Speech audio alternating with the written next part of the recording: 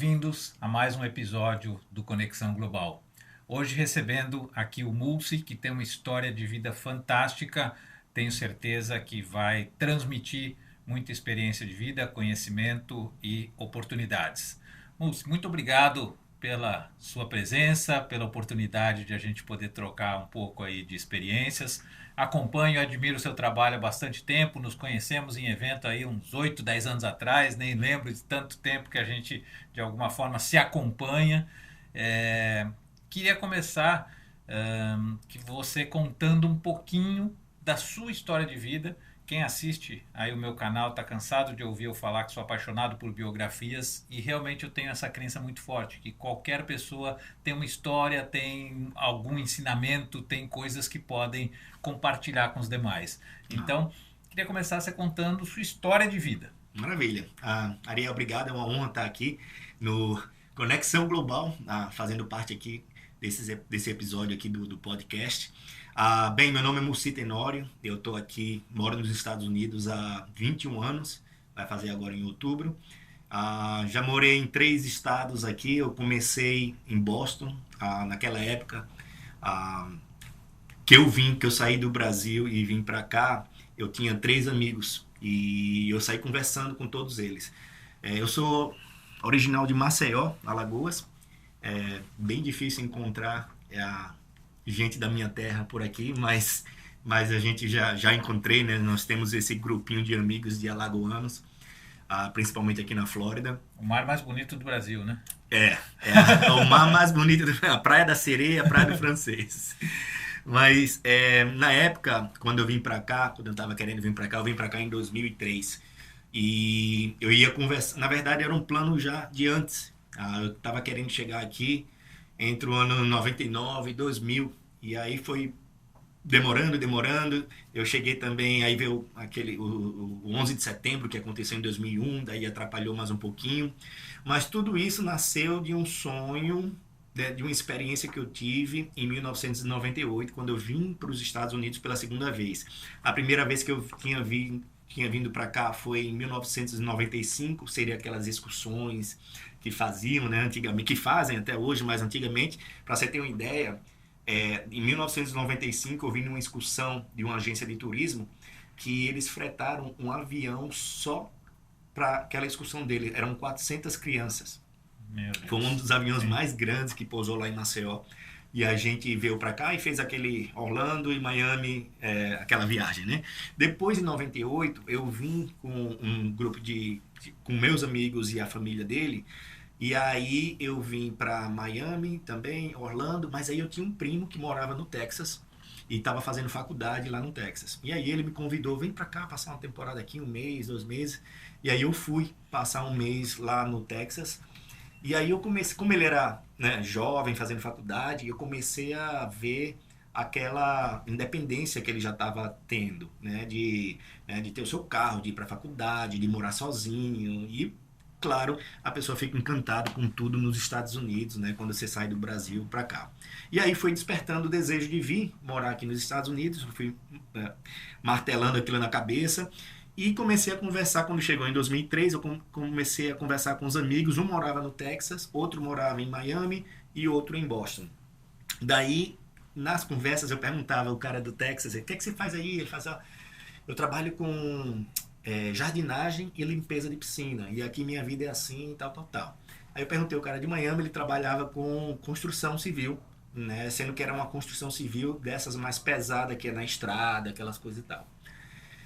E o cara de Boston, ele trabalhava em restaurante, ele era assistente de garçom, e ele disse, olha, eu não preciso de carro aqui, eu vou para os restaurantes, eu sou assistente de garçom e tal, porque ainda não falo inglês, ele me falou, né? Mas é aquele negócio, eu tô com a camisa de manga comprida e tal, eu disse, mas por mais que essa função foi a que me levou mais a gostar, ele também foi o cara que me deu mais força para vir para cá. Ele chegou e foi, se você vier, e era eu e o Joaquim, um amigo meu que estava para vir.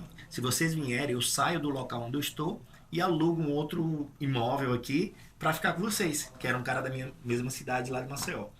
E foi dito certo. Então eu cheguei, fui falar com meu pai, na época eu fazia faculdade, e falar com meu pai e minha mãe, né, sobre vir para cá. E na época eu fazia faculdade de administração, eu tava 6 meses para me formar. E aí eu disse para eles, olha, eu tô querendo ir para os Estados Unidos. E ele falou, mas, poxa, você tá 6 meses para se formar, espera se formar, depois você vai. Eu fiquei naquele, não, pai, se eu não for agora, não, só é uma experiência, eu vou passar 6 meses, um ano no máximo e volto. Aí ele falou, olha, é contra a minha vontade, mas se o seu desejo é esse, eu tinha meus 23 anos, então você pode ir. Eu disse, tem mais uma outra coisa, eu disse, eu preciso que você pague minha passagem. Porque na época eu tinha um carro, era um Ford Fiesta usado, né? E aí, quando eu coloquei para vender, era R$ 10.000, sendo que na época, em 2003, o dólar já estava nas casas do 4. E aí, quando eu converti, tinha US$ 2.500. Quando eu vim para casa de Boston, eu já tive que pagar o primeiro mês de aluguel, muito embora eu estava num quarto, dividindo um quarto, e era US$ 500 a minha parte do quarto, ou seja, o quarto era US$ 1.000, isso em 2003, que é muito caro ali em Boston. E aí, só no primeiro aluguel, último mês de aluguel e depósito era US$ 1.500, daí me sobrou 1.000, né? Aí eu saí procurando emprego, e aí meu pai pagou a passagem, né? E aí eu saí procurando, vim pra cá, saí procurando emprego, e quando eu cheguei em Boston, é uma cidade totalmente diferente dos Estados Unidos do que eu tinha visto, que era Miami e Orlando. Primeiro que quando eu cheguei lá e parei no aeroporto, o amigo meu que foi me buscar, ele não foi de carro, ele foi de metrô, né? E aí quando a gente se encontrou lá na saída do salgão lá do aeroporto, e aí ele já entrou no túnel e a gente entrou nesse túnel até chegar no destino na estação da casa. E quando eu saí da estação, que eu olhei assim, onde eu tava, né, parecia que eu tava na Inglaterra. Eu disse, nossa, aqui é totalmente diferente. E eu me lembro até hoje, a primeira loja que eu vi era Bed Bath Beyond, né, uma loja que tem bastante aqui. E aí fomos pro apartamento, um apartamento daqueles, aqui chama de pre-war building, né, que tem aquelas escadas de ferro pelo lado de fora. O elevador é daqueles que quando chega você ainda tem que abrir uma gradezinha aqui assim. E eu tava, nossa, não Parece coisa de filme, mas ainda tem bastante, né? Ainda tem, é. E eles fizeram uma festa. Isso eu tô fazendo um breve resumo da minha chegada aqui, mas eu acho interessante contar. Eu saí de Maceió, é calor, cheguei em Boston no frio, era dia 6, 7 de outubro, foi o dia que eu cheguei, de 2013, já estava muito frio. E o pessoal, o Rafael tinha chamado uns colegas, que inclusive era de Maceió também, que estava lá na casa. Aqui a gente faz muita festinha em casa dentro de apartamento. E aí eles compraram um keg de cerveja, que vende assim nessas depósitos de bebidas. Era redondo, cerveja lá dentro, e você tem que dar uma pressão assim na máquina. E tem aquela torneirinha, né, de você apertar uma chopeira, né? Sendo que o interessante foi que eles abriram a janela do apartamento, eles dão pressão aqui e colocou na escada de ferro lá de fora para gelar. Pra gelar, e a gente ficava só assim na janela. E eu achei aquilo bárbaro. E eu conhecendo as pessoas lá, as pessoas dizem, eu tô aqui há 5 anos, tô aqui há 3 anos. Sério, isso tudo, né? Não se preocupa não, Mussi, passa rápido, e pior que passa. E aí se passou aí 3 anos que eu morei lá em Boston. Mas eu queria que você voltasse a contar um pouquinho pra gente da sua infância, da sua família. Certo. Antes ainda de você vir para os Estados Unidos. Antes de vir, né? Bem, lá e o pior é que eu já passei por várias etapas da minha vida em termos do que eu era lá. Teve uma época, eu acho que mais jovem, assim, dos 12 anos, que eu era mais tipo playboy, gostava de carro rebaixado, vidro fumê, aquelas coisas. Depois eu passei por uma época de ser vaqueiro. Vaqueiro, eu digo, eu tinha cavalo, aí corria vaquejada, aquelas coisas. Depois entrei para uma turma que ia pra praia e tentava surfar, essas coisas. Mas depois eu entrei na música e fui tocar pagode. E aí eu toquei pagode lá por muitos anos. Qual instrumento? Cavaquinho. Olha só. Cavaquinho e banjo. E aí eu comecei, estava terminando as escolas, a escola, o high school, não, o científico, né, na época lá. E ali foi quando eu comecei a tocar, e aí eu toquei por uns 5, 6 anos. Mas minha família lá, meu pai, minha mãe, eu tinha mais 3 irmãs, mais velhas que eu sempre fui o caçula. Ah, e aí a gente sempre viveu, a gente morava na cidade capital, mas sempre viveu da agropecuária, né? De fazenda lá, era cana-de-açúcar e de gado. Então minha vida sempre foi muito em fazenda na zona rural, todo final de semana. E foi isso, eu adoro isso. Eu adoraria que meus filhos hoje em dia tivessem uma oportunidade dessa, né? Mas é bem As difícil suas aqui. memórias mais fortes de infância são então na fazenda. São na fazenda. É. São na fazenda. Tive ótimas memórias enquanto eu tocava, né? Conheci muitos lugares, muitas pessoas. Também um dos melhores momentos da minha vida, mas as de infância, os melhores momentos ali na fazenda. E era porque era uma fazenda nossa, tinha a fazenda da minha avó, a fazenda do meu tio, então sempre se encontrava ali, sabe? Então foi muito, muito legal aquela época da fazenda. Mas depois que eu vim pra cá, né? Também meus pais divorciaram, pouco antes de eu vir. E aí a gente tocando fazenda e não conseguia e tal. Cada um tinha a sua vida. E aí foi resolvido vender a parte nossa lá da fazenda. E cada um seguiu sua vida. E eu vim embora pra cá, pros Estados Unidos. Então minha vida lá no Brasil foi mais ou menos essa, mas o laço da família nossa é muito estreito. A gente, né, somos muito juntos, muito unidos. Acho que o nordestino tem isso de maneira mais forte, né? Sim, sim. Então eu fico feliz.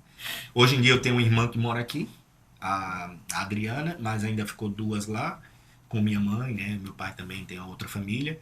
E aí a gente sempre se fala, né? E o WhatsApp melhorou muito, né? Essa comunicação.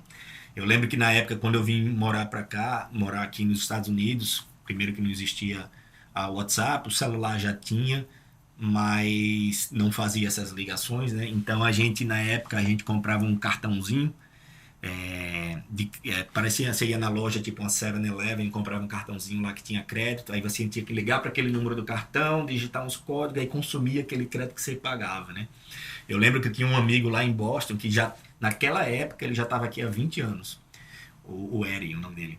E aí, ele era do Brasil, de Minas Gerais, e ele dizia, Luci, até há pouco tempo atrás, a minha mãe gravava o Fantástico, o programa do Fantástico no domingo, videocassete e mandava para mim. Eu assistia aqui com uma semana depois. Olha só.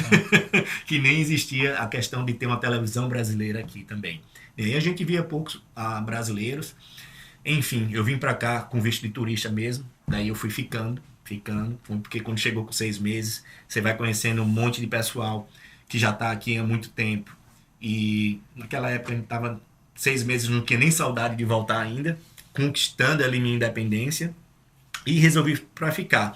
Eu acho que naquela época também, há 21 anos atrás, como a informação era bem mais restrita, a gente não sabia das possibilidades de vistos, né, de como ficar aqui legalmente, né? Mas, naturalmente, fui vivendo aqui, e com 1 ano e meio, mais ou menos, depois, 1 ano, 2 anos, eu conheci a minha esposa, que eu estou casado até hoje, a Caitlin. E aí fui namorando com ela fazia faculdade lá em Boston e trabalhava 1 ou 2 noites num restaurante que eu trabalhava, sentando as pessoas, né, as pessoas que chegam, vai sentando, que chama de host. E aí foi onde eu conheci ela e foi evoluindo, uma coisa na brincadeira ali. E aí ela se formou na faculdade lá de Boston e ela teve que retornar para Nova Jersey, que é de onde ela era, e ela estava trabalhando lá em Nova York, em Manhattan. Mantemos um relacionamento à distância, tipo, todo final de semana eu saía de Boston, pegava um ônibus e era 4 horas de viagem para Nova Jersey, e aí encontrava com ela no final de semana e voltava. Depois o namoro deu uma esfriada, e depois aí acabou, e depois a gente voltou novamente, aí quando voltou tava mais sério, aí tinha que decidir se ela ia voltar para Boston ou se eu ia para Nova Jersey. E aí eu tomei a decisão de ir para Nova Jersey. Aí passei Até 3 então anos você estava em em Boston. Boston. Isso. Eu passei 3 anos em Boston, que foi de 2003 a 2006. Naquele período, eu trabalhava muito, né? E comecei em restaurante também, era ajudante de garçom. Aí eu comecei a trabalhar num restaurante que era no café da manhã de um hotel. E aí eu tinha que estar de 6 da manhã até umas 11 da manhã. E o meu primeiro emprego foi bem engraçado porque eu não falava inglês. Eu estava procurando no jornal onde que tinha emprego, né? E eu saía em vários locais, bastante restaurante lá, e saía aplicando uma aplicação. Ele chama aqui uma aplicação onde você coloca suas informações, o seu currículo, né? O que é que você faz e tal. E a gente voltava para casa. Na casa, como não tinha celular assim, era aquelas máquinas de caixa postal. E a pessoa chegava lá, doido que tivesse uma mensagem que alguém ligou e deixou uma mensagem do emprego, entendeu? E eu apertava play, não tinha nada. E aí foi passando, até que uma amiga minha lá fez, olha, tem esse hotel precisando de uma posição lá de assistente de garçom. Ah, vamos lá, vamos lá. A gente foi lá, eu te ajudo. Aí chegou lá um americano brancão, né? Aí perguntou, primeira coisa, né? Você fala inglês? Eu disse, a little. Learning, né? Aprendendo. E aí mas você tá indo na escola? Eu tô indo na escola e tal. Aí ele falou, de onde que você é? Do Brasil. Aí ele, peraí que eu vou chamar a Elizabeth. A Elizabeth era brasileira de Minas Gerais, que ela era gerente, supervisora do café da manhã do hotel naquela manhã. Aí, como é brasileira, foi bem melhor. E o fato de ser brasileiro me abriu muitas portas aqui, em todo esse trajeto aí meu. Elizabeth chegou pra mim e fez, Moci, olha, eu consigo te dar 2 dias aqui no restaurante. É de 6 da manhã até 11h30 e eu nunca fui pagodeiro, eu trabalhava a noite toda, nunca fui de acordar cedo. Mas tive que aprender. E aí ela fez, olha, mas tem algumas coisas que você precisa saber. Por exemplo, você vai forrar a mesa e tal, mas eu quero que você vá passar um café e tal, e você vai perguntar aos clientes ali se ele quer mais café, então você vai saber algumas palavras principais, né? As palavras-chave, tipo more coffee, né? Mais café, more water, né? E eu fui aprendendo, né? Mas uma coisa, cuidado, tem o coffee e tem o decaf, né? Que é o cafeinado e descafeinado, porque Sim. tem muita gente aqui, no Brasil a gente não vê isso, né? Descafeinado muito, pelo menos na minha época. Mas aqui tem um cuidado seríssimo com isso. Enfim, peguei esse emprego, depois peguei um outro segundo emprego. Nesse primeiro emprego, além das minhas horas que eu fazia, que eu ganhava, sei lá, uns 8, 9 dólares a hora, mas tinha gorjeta que o garçom dava para mim também, por ter ajudado ele. E aí eu ganhava tipo uns 40 dólares de manhã. E quando era na parte da tarde, que eu já tinha um segundo emprego, eu ganhava mais uns 50, 60 dólares. Eu lembro, Ariel, que um dia de trabalho que eu peguei, eu acho que eu tinha feito uns 90 dólares, e eu fui na Target, na loja da Target, que comprei uma televisão daquelas que ainda era daquelas gordas assim, por 90 dólares, e comprei assim, no dinheiro. Mas, poxa, fiquei pensando, né? Quando eu saí do Brasil, na época, eu tinha comprado um aparelho de DVD, Blu-ray DVD, e eu tive que dividir no cartão Hiper que eu tinha de 12 meses, de 12 parcelas para pagar, que eu não conseguia comprar à vista, né? E aí, depois você vai experimentando as coisas maravilhosas dos Estados Unidos. Um mês depois lançou uma televisão mais fina, meus amigos disseram, olha, você sabia que você pode retornar aquela televisão? Eles nem perguntam nada e já troca por um outro. Eu disse, sério, sério. Aí eu juntei mais dinheiro, levei a televisão gorda lá. Alguma coisa errada com a TV? Eu digo, não. Vai querer alguma coisa? Eu digo, sim, eu vou buscar outra. Então você busca ela, quando chegar aqui a gente faz a troca. Aí eu dei a diferença, isso aí com uma televisão mais parecida como essa. E são as maravilhas daqui dos Estados Unidos, né? Enfim, minha esposa se formou, foi para Nova Jersey, eu fui para Nova Jersey também, depois de um tempo. E aí eu fui trabalhar, pedir emprego em Nova York. Aí eu já estava falando inglês, mas já tinha 3 anos que estava aqui. E estava namorando com uma americana, né? Minha esposa é americana, então meu inglês aperfeiçoou mais. E aí quando eu cheguei, indo em restaurantes também... Dizem que essa é a melhor forma de aprender inglês, né? Sim, com certeza. E você sabe que quando você está sonhando em inglês, né? Então você já está pensando, é quando você já está sabendo inglês. E eu falei aquele negócio que ser brasileiro aqui me ajudou bastante, porque quando eu cheguei em Nova York, eu fui para um restaurante, pedi emprego, e tinha um senhorzinho lá de cabelo grisalho, o Mr. Gainer, que eu cheguei, eu disse, olha, estou procurando um emprego e tal, ele chegou, ele disse, come to my office, vem aqui pro meu escritório. Aí o escritório dele era na beira do bar, assim, do restaurante. Aí eu falei, olha, eu moro em Boston, eu trabalho como garçom e tal, mas eu tô me mudando pra aqui em agosto e eu tô procurando emprego e tal. Quantos anos você trabalha? Aí eu, trabalho lá há 3 anos e tal. Ele fez bem assim, you have an accent, né? Você tem um accent. De onde que você é? Do Brasil. Ele, meu filho é casado com uma brasileira, não sei o quê. Aí pronto, aí começou a falar do Brasil e tal. E aí eu sei que ele perguntou, quando que você vem? Eu disse, eu venho dia 5 de agosto. Ele, no dia, ele olhou na agenda dele, fez no dia 10 de agosto, venha pra cá com camisa preta, sapato preto, camisa branca e já começa a trabalhar aqui. E eu trabalhei durante 8 anos numa das mais antigas e melhores steakhouse que tem lá em Nova York. E foi maravilhoso. Ganhava muito bem, garçom, ganhei muito bem lá. E foi maravilhoso. Até que chegou o momento de eu vir pra Flórida. E aí foi que foi uma mudança na minha vida. E da minha esposa também. E aí muda o jogo completamente. Então conta dessa história, dessa sua vinda para a Flórida. Pronto. Eu já estava no restaurante há mais de 12 anos e queria mudar a minha vida. E imóveis foi sempre uma coisa que eu sempre gostei. Fazer negócios. Eu sempre gostei disso. Em Nova Jersey eu até me mudei bastante coisa, eu sempre olhava nos aplicativos, os apartamentos, quando me mudava, casa e tal.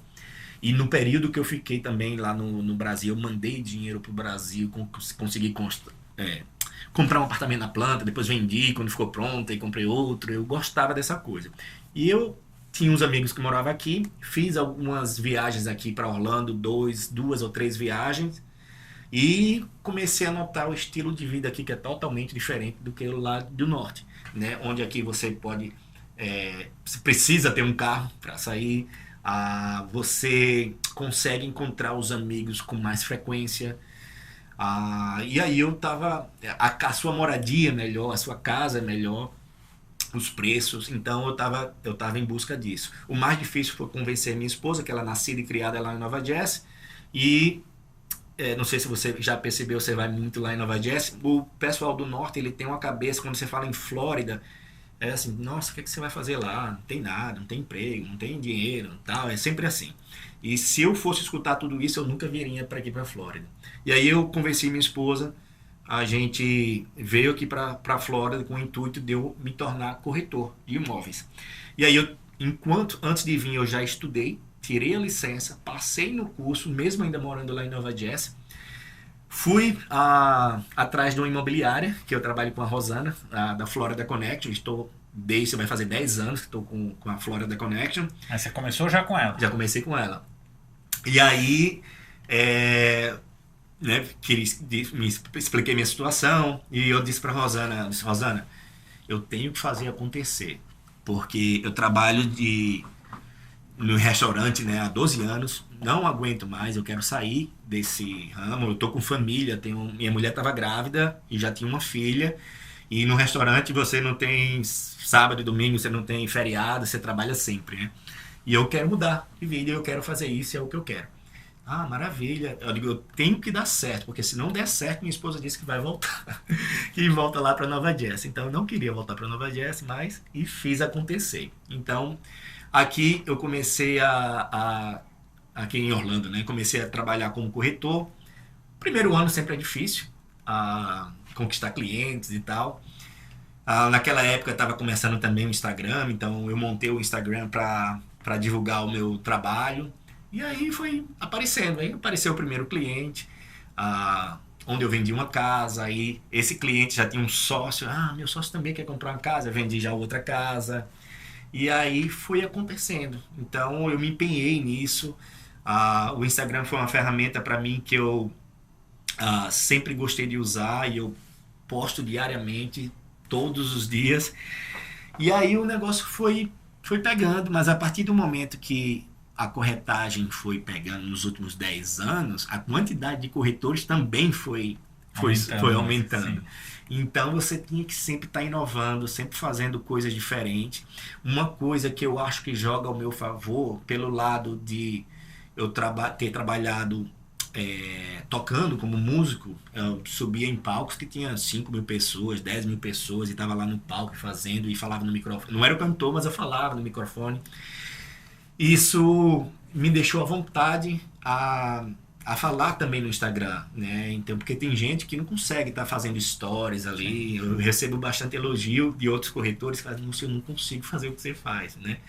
Porque o Instagram você tem a ferramenta de, já mudando de assunto aqui da minha vida, mas entrando nesse lado profissional em um pouco. O Instagram tem esse lado que você tem que humanizar, que senão, no lado corretor, por exemplo, se a gente só postar casa, casa, casa, não gera nada, né? Então, eu faço muito nos stories, né? E aí a gente vai humanizando e as pessoas, os clientes, né, que vão me procurando é porque, de uma certa forma, cativou aquela pessoa, né? Acaba mostrando a realidade como ela de fato é, né? Isso. E mostrando o Mulsi autêntico Isso. e mostrando a realidade o que a pessoa vai ver, né? Sem... Exato. Você faz muito isso realmente. Faço bastante. E aí a gente... Aí foi os anos se passando, né? Isso foi... Eu vim pra cá em 2015. Quando foi em 2018, mais ou menos, ou 19, eu já ganhei um prêmio na Florida Connection de Top Producer, que foi o que tinha as maiores vendas lá. E depois eu sempre fiquei mantendo por todos os anos. E graças a Deus, o meu trabalho da corretagem hoje tem um respaldo bem, bem interessante, bem legal. Assim, onde eu chego, eu tenho um certo respeito assim pelos colegas. E eu acho que eu conquistei meu espaço e conquistei minha, digamos assim, uma autoridade no mercado imobiliário aqui de Orlando. Nos passado tempo, também já fazem 7 anos, eu comecei a abrir uma empresa de administrar casas de vacation homes, que são aquelas casas de férias. E aí foi um outro negócio também que subiu bastante, assim, que cresceu bastante. Então, toda vez que eu vendia uma casa para um cliente, e aí o cliente, não sei, eu queria que você administrasse essa minha casa, né? O cliente mora no Brasil, eu queria comprar uma casa aqui em Orlando. E aí eu sempre recomendava outras empresas, né, para administrar a casa. E aí eu vi que eu tava, nossa, mas será que se eu administrar, porque eu também tenho as pessoas que me procuram para alugar uma casa, né? E aí naquela época, teve um cliente que queria fazer isso. Eu disse, olha, eu não te prometo nada, se vai alugar bastante ou não, mas posso tentar. Ele, Múcio, eu não estou preocupado com os aluguéis, eu quero que a casa fique em boas mãos. Eu digo, maravilha, esse é o tipo de cliente que eu quero para começar, né? Mas aí foi surpreendente, porque na época também o Airbnb estava começando, e aí quando eu coloquei essa casa e o negócio foi pegando, e eu pensava que as reservas que eu iria conseguir era mais de brasileiros pela minha conexão ali, mas foi totalmente ao contrário, né? Então a plataforma do Airbnb, por exemplo, é muito forte, e aí gente do mundo todo, né, alugando as casas ali. E aí eu fui crescendo, uma casa, duas, três. Aí chegou a pandemia também, já estava mais ou menos com umas 15 casas aí, mas na pandemia deu ninguém estava vindo para Orlando, aí parou tudo, entregamos o escritório. A gente tinha acabado de pegar um escritório, aí depois entregamos esse escritório, mas depois da pandemia o negócio subiu mais. E graças a Deus hoje nós temos uma equipe formada, o nome da empresa se chama Magic Vacation Homes.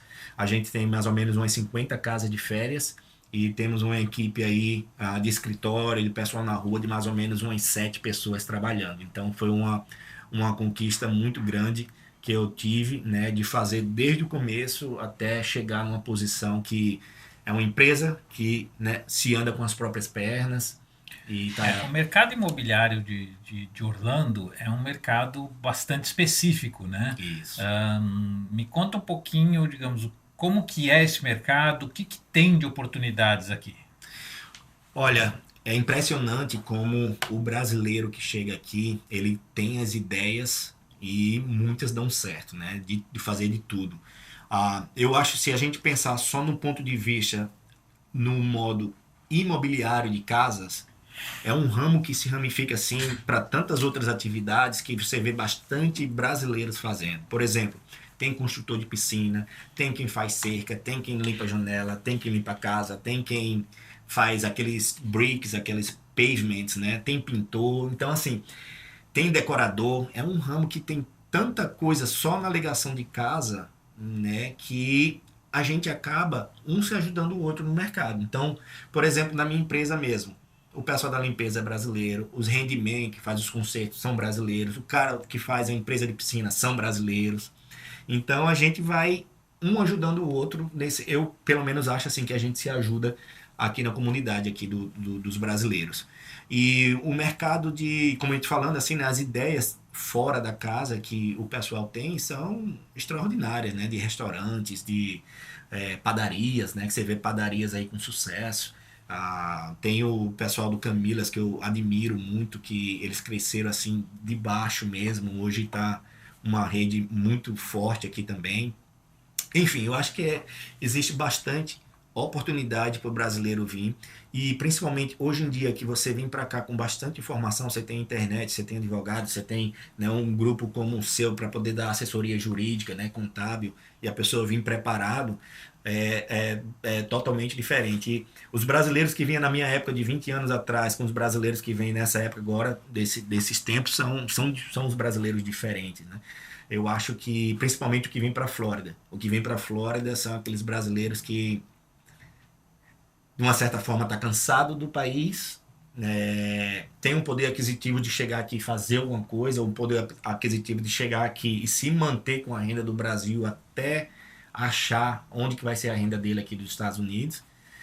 E é diferente do brasileiro que vai para o norte, para Boston, Nova York e Nova Jersey, porque eu acho que o maior motivo lá é o seguinte: lá ganha um pouco melhor na operação subemprego, né, na construção, na limpeza, na pintura, o que seja, e lá não necessariamente você precisa de um carro. Você, né, nessas cidades que eu mencionei, você pode pegar trem para tudo que é canto.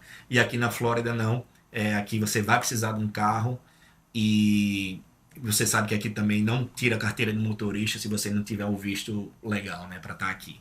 Então, o brasileiro cresceu bastante, o povo brasileiro, a comunidade aqui na Flórida, e eu diria que é um mini Brasil, né, aqui Orlando é um mini Brasil melhorado. Interessante. Me fala um pouquinho do perfil, digamos, de imóvel que, em geral, as pessoas compram contigo, e do perfil do comprador. A maioria é brasileiro. Maioria brasileiro. Quando eu comecei aqui, eu tinha falado até para o Marcelo, que é um gerente lá da Florida Connection. Eu falei, olha, tem algum corretor de Maceió aqui? Aí ele fez, que eu saiba, não conheço nenhum. Disse, então eu vou ser o primeiro e vou vender bastante para Maceió. Mas esses anos todos me ocorreu talvez uns 6, 5 clientes, né? Então, o perfil do investidor aqui, a maioria é São Paulo, muita gente do Sul também, e eu acho que do Nordeste é o mínimo, assim, sabe? Então, São Paulo seria a concentração maior. Eu tenho 3 perfis de clientes que compram aqui, que compram a casa, né? Primeiro, tem 2 tipos de cliente: aquele que vem para morar, né, que está estudando a sua possibilidade de visto, de permanência, de green card, para chegar aqui e morar e sua família. E o perfil do investidor, de comprar um imóvel aqui para investir. No perfil do investidor, tem um que faz assim: olha, eu quero comprar uma casa aí, a casa é só para mim, para minha família, para fechar, proteger patrimônio, e tá aí. O outro vai chegar, olha, a casa é para mim, mas eu quero que põe para alugar, e o que entrar vai pagando um condomínio, umas continhas, tá ótimo. E o outro que vai fazer a conta de tudo para saber se é melhor esse investimento de comprar uma casa ou ele aplicar numa bolsa de valores, por exemplo, né? Então, assim, que esse é o mais difícil, né? Porque o imóvel em si, ele não é uma aplicação, ele é um investimento a longo prazo, né? Então, às vezes o pessoal compara muito o retorno de um aluguel com o que está se pagando o banco, os juros do banco naquele momento. Eu vou dar um exemplo hoje. O maior ganho acaba sendo na valorização no médio e longo prazo. Exato. O que eu falo assim para os meus clientes é o seguinte: você vai pegar um imóvel hoje, que se eu chegar para o cliente e vou dizer, olha, esse imóvel aqui vai estar te dando mais ou menos um lucro aí médio de aluguel 5, 6% ao ano, que é o real, sabe? Quem fala que vai dar mais assim, não o que não falta é gente que promete, né, coisas aí que não são bem longe da realidade. Exato. Né? Tem até uma história, depois que se der tempo eu falo aqui, exatamente sobre isso. Mas aí o pessoal que vê assim, ok, 5%, nossa, mas o meu dinheiro aplicado ali dá 10%, 12%, né? E o que eu falo é o seguinte, olha só, não é só isso. A tendência do imóvel de valorização aqui é também 5% ao ano, a média. A média saudável. Porque o que aconteceu durante o Covid, né? O Covid não é saudável, né? O Covid não é saudável, que é os aumentos que teve. Se você pegar a moeda do dólar, que era de um ano para trás para um ano agora, você já ganhou também na valorização, né? Então, é uma coisa a longo prazo. Então, dá mais do que 5% se for notar. Eu tenho um cliente que o ano passado comprou uma casa de US$ 800 mil, o dólar estava subindo e ele falando, nossa, tem que mandar com esse dólar a 4,70 no máximo. E ele comprou uma casa com dólar 4,70, vai fazer um ano agora em outubro. O dólar já está a 5,70 quase, depois de um ano. Né? Então, só aí um dólar a mais de 4,70 já dá uns 22% a mais. Só no dólar ele já ganhou isso. Sim. Na casa que ele comprou, foi uma casa de investimento de aluguel, só esse ano até agora, essa casa já rendeu para ele US$ 43 mil. Eu estava fazendo essa conta exatamente mostrando para um cliente. Então, assim, o investimento aqui, muitos dos brasileiros, o perfil dele hoje em dia, eles estão querendo mais proteger patrimônio. Até mais do que quanto que sobra do aluguel, sabe? É mais isso aí. Eu tive uma história de um cliente que assim, cliente a gente vai conversa com vários todos os dias, e teve um que recentemente ele veio me procurar para vender a casa. E era um cliente que tinha sumido, sabe? Aqueles clientes que a gente vai mandando mensagem ou ligando e não atende mais, sumiu do mapa. E aí o cliente volta, tinha comprado uma casa há 2 anos e meio atrás, tinha comprado uma casa e agora tu estava querendo vender. Eu disse, nossa, eu nem sabia que você tinha comprado. Ele, pois é, não, essa casa, olha, ela tá assim, assado, só me dá prejuízo, não entra, só me dá despesa e tal. Aí eu digo, me informa aqui como é que tá. Aí o cliente tinha comprado uma casa que não era numa localização específica. É um cliente que a casa precisava de uma reforma, que ele nunca fez reforma, uma redecoração, era para a casa de aluguel temporário. Nunca tinha feito isso. Ele comprou com a entrada mínima que podia do banco, de 25%, então ele tinha uma parcela alta. E também ele disse que foi prometido que a casa ia dar uns 10% ao ano de retorno. Essa é a história que você ia contar. E aí ele me passou isso tudo. E eu fui pegar no meu WhatsApp, estava olhando as conversas que eu entrava com ele, né? Eu tinha mandado várias opções e tal. E ele tinha me perguntado sobre o rendimento. E eu tinha falado, as casas que dão uma média de 5% ao ano, né? Depois de pagar as despesas e tal. Se comprar à vista, se comprar financiado, aí eu explico. Se comprar financiado, na época lá, você tinha que dar uns 30%, 35% para a casa se pagar. Não dá nem lucro para a casa se pagar, né? Então, assim, eu gosto de ser bastante franco, até porque, como eu tenho administradora de casas, os clientes que compram comigo, 99% de chance que ele vai deixar a casa comigo para administrar. Então, se eu falo uma coisa na venda só para vender, que o que eu vou entregar para ele não é a verdade, aí, né, queima meu filme, nunca mais eu vendo. Eu falo assim no meio da gente, corretores, que existe os corretores de uma venda só, e eu não quero ser um deles, né? Eu quero ser um corretor que... Uma vez eu fui mostrar a casa até com a Rosana lá da Florida Connection. A gente foi com um condomínio chamado Isleworth, em Windermere. Bem cheio, casas de milhões. E a corretora lá, provavelmente ela tinha uns 82 anos e estava mostrando casa. E eu fiquei com aquilo na cabeça. Eu quero ser um corretor desse. Eu não vou ter o tempo para parar. Construir credibilidade de longo prazo. Exatamente. E aqui estou eu, na Flórida, fazendo esse trabalho. Já vivi de tudo, já morei na neve, agora no calorzão aqui da Flórida, mas eu adoro, né? Minha família, os filhos crescidos, e vou para o Brasil sempre quando eu posso ver a família, e estou bem realizado aqui, muito embora quando eu saí, que eu falei para o meu pai logo lá no começo, e falei para minha mãe, não mãe, daqui a 6 meses eu estou de volta. Passou 6 anos para eu poder voltar lá, né? Então eu fiquei aqui, e aí eu me tornei legal quando me casei com minha esposa.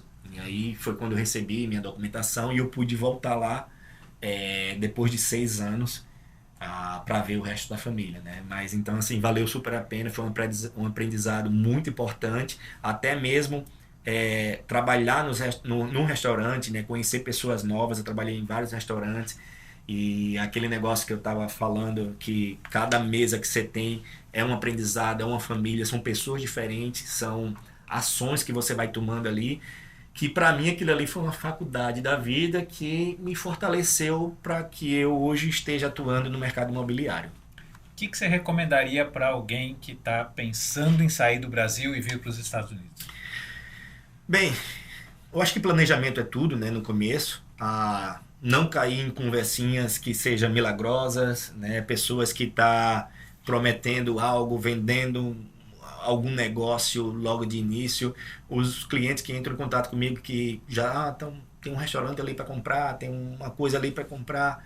Eu disse, olha, primeiro vem, nem que seja com visto de estudante, se acostuma aqui com a família para depois partir para esse ponto, entendeu? Porque a maioria que vai comprar um negócio assim, principalmente quando o negócio não é o que ele faz lá no Brasil, acaba quebrando a cara, gastando dinheiro e aquele sonho americano acaba sendo um pesadelo americano, né? E volta. Então, eu acho que planejamento e acreditar nas pessoas certas, né? A pessoa que vai te auxiliar e te falar a verdade, eu acho que é isso que você vai precisar. E determinação, né? Planejar, determinação, vir. A América é para todos, mas nem todos é para a América, né? Um ditado super certo esse aí.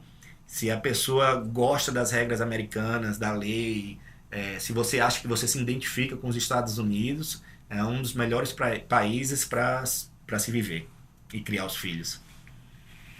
Com certeza, eu concordo plenamente contigo. Uhum. Munsi, palavras finais de recomendação e, digamos, de legado. Se você tivesse que, digamos, gravar agora uma mensagem para que seus filhos pudessem ver daqui a 10 anos, o que você diria para eles em termos dessa sua decisão de estar nos Estados Unidos e de conselho de vida? Certo. Seguir o coração, acreditar em você mesmo, acreditar na família. Eu acho que família é a base de tudo. Tanto é que hoje em dia eu moro aqui, mas eu tenho muito meu coração de família e eu sempre me esforço para estar lá. E a gente faz tudo, pelo menos eu sou assim, eu faço tudo pelos filhos, né? E foi uma coisa que meu pai e minha mãe deixou, foi de criar os filhos e para os filhos. E hoje em dia eu já estou naquele momento também de estar realizando minhas coisas pensando nos filhos. Então, eu acho que acreditar em você, família, é o que precisa para você, né, crescer e poder seguir a vida, digamos assim. Munsi, muito obrigado aí pela oportunidade, pelo seu tempo, Imagina. por compartilhar conosco aí tanta história bacana. E se você gostou desse episódio, compartilhe com quem você acha que pode se interessar e te vejo muito em breve no próximo episódio. Muito obrigado. Obrigado, Ariel.